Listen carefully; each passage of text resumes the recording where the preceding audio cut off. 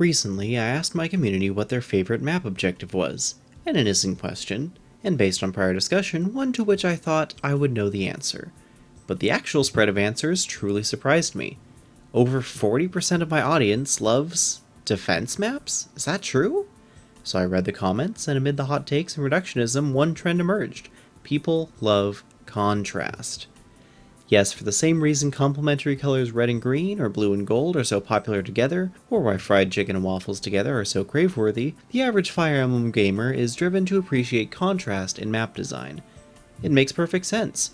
A game full of route maps or siege maps or kill boss maps can feel flat after a time. A game full of boss fights like Monster Hunter needs new habitats or random gathering missions to provide better contrast. Even if some of those missions or maps are less enjoyable than others, the game is usually better off as a whole just for having them. When talking about Wyvern Knights, I talked about imbalance as texture, which is a similar concept but applied to unit design. And while that's only a small part of the picture, I still think it's a very important part.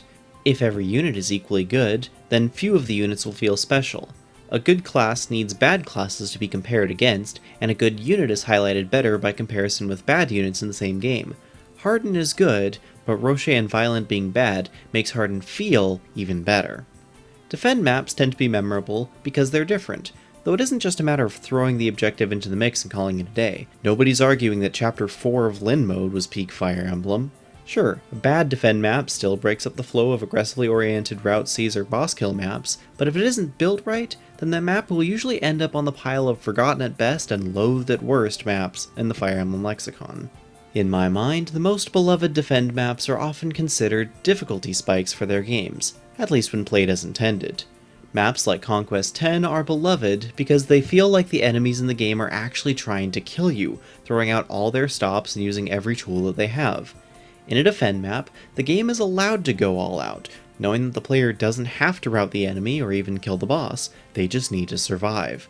Making survival and/or point defense a real challenge means the AI is at its most aggressive, or is utilizing tools that the designers might otherwise consider unfair in a straight-up fight.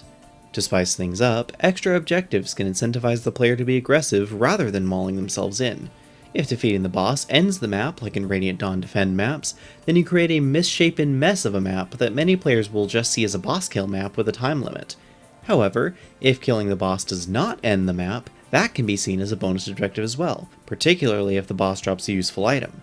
The balancing of risk and reward within a defend map is yet another source of contrast for players to sink their teeth into, all contained within a single chapter. Now, basically nobody said that they wanted a game of only defend maps, and poorly made defend maps tend to be among the least favorite maps of many players. But an objective this divisive and ripe with opportunity to bring out the most extreme elements of gameplay shouldn't be shelved just because that when it flops hard, because when it succeeds even harder. Let me know in the comments or on Discord how you feel about defend maps. Special thanks to the channel members C2 Peekly, Enigmatic Mr. L, The Big Herman 007, and KO Rico and Bro Duderman for supporting the channel at Lagoose Guard tier. You can join that list for less than $1 a month. And for those of you who wanted to support the channel but don't want to do it through YouTube, I've also opened up a Ko-Fi link in the description below.